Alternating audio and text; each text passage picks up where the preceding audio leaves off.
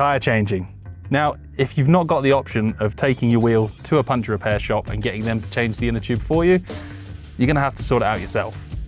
Now, tyre changing, tyre repair, it's viewed kind of as a bit of a dark art. People either love it or hate it, but there's a few simple principles involved that if you understand them, it makes the whole situation much, much easier.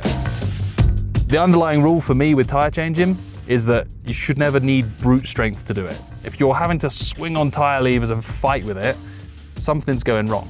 Stop, consider these basic principles again, and then restart in a calm manner.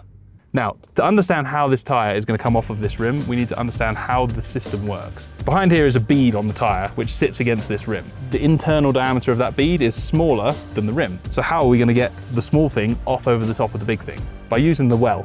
If you look in the center of the rim here, we have a lowered section of rim. So what we do is we offset the tyre to one side. So if this is the rim, this is the tyre, we drop the bead of the tyre into the well, offset the whole thing to one side. So if this side of the tyre is in the well, this side of the tyre can now come out over the top of the rim. That's the basic principles of tyre changing. Get that right, and it should be simple. Right, first job is to make sure the tyre is fully deflated. So we're going to use our fingernail inside the valve here and let the remainder of the air out. Once the air's out, we need to loosen the lock nut on the valve, which will let the inner tube move inside the tyre. The next big job is to unseat the tyre from the rim. When you inflate a tyre, that bead we talked about earlier pops up onto the rim surface and kind of holds there, not quite in an airtight seal on a tube tyre, but close enough. If we want to get this tyre off, we need to unseat that bead, and we need to use a reasonable amount of force to do so. Now, doing it with your feet, doing it with your boots it's not impossible, but it's not much fun. However, if you're riding with a group of friends, a motorcycle side stand is one of the best ways to do this. We're going to put the tyre on the floor and try and put it on top of something that's going to prevent damage to the hub or the disc. Ideally, use a motorcycle jacket. In fact, ideally use someone else's motorcycle jacket. Just get them to take their phone out of the pocket first, or a bit of cardboard, a floor mat from a passing truck, anything you can just to give a little bit of protection. With the wheel securely on the floor, we're going to use the side stand of the bike, and that pressure of the side stand is going to push down right next to the rim and pop the bead of the tyre off that edge of the rim. Repeat this in a couple of places around the circumference of the tyre, flip it over and do the same on the other side. Now the tyre is ready for removal. We lay the wheel back flat on the floor, and using our knees on the side closest to us, we're going to push the tyre down so that the bead sits in the well of the rim. With the bead in the well on the closest side of the tyre to us, we work as far away as possible, putting in one tyre lever at a time. When you insert a tyre lever in, there's always a chance that you're going to damage the inner tube. So put the tyre lever in very carefully and never go too far in. Pull the lever towards you, one at a time, and work your way around the tyre until the whole of that bead is over the rim. Two key rules here. One, small bites. Don't try and take half the tyre in each go. I tend to work in 2 or 3 inches at most between the tyre levers, and take your time. Patience is absolutely key here. Secondly, particularly if you've got black painted rims or black anodized rims, use a rim protector to avoid damaging that surface. Rim protectors are easy to come by, they're cheap plastic things, but they do the same job as a bit of old garden hose around the side of the rim. It's up to you whether you want the fancy kit or to improvise with home-built tools. Once the side of the bead is off all the way around the tyre, we can then look to get the inner tube out. Undo the valve nut completely, put your hand inside the tyre and pull the inner tube out of the tyre. Before we put a new inner tube in this, we're going to want to make sure that whatever caused the puncture is gone.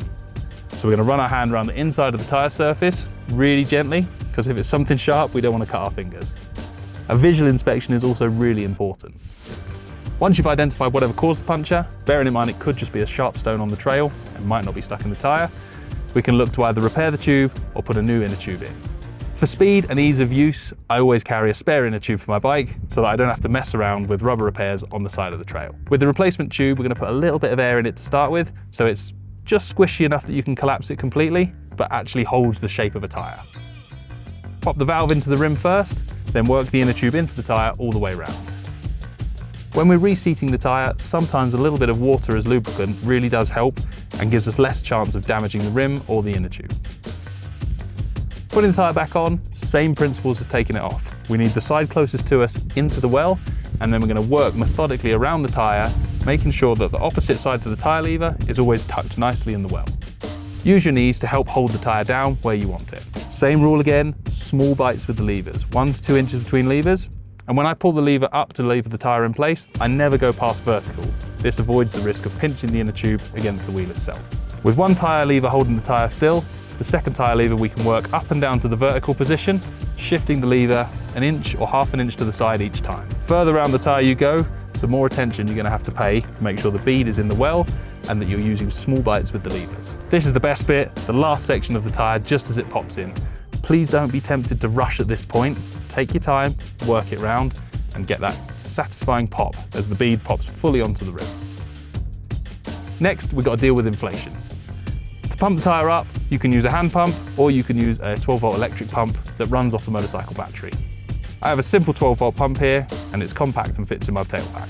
If you're going to use the battery of the motorcycle to run a compressor, make sure the engine is running so that battery is being charged. Inflate the tyre, and what we're looking for is to see this bead section of the tyre seat nicely against the rim, evenly all the way round. Again, a drop of water on the tyre will help it seat easily. If you're finding it's taking an excessive amount of pressure to get the tyre to seat on the bead, release the air from the tyre, re-lubricate with water, and start again.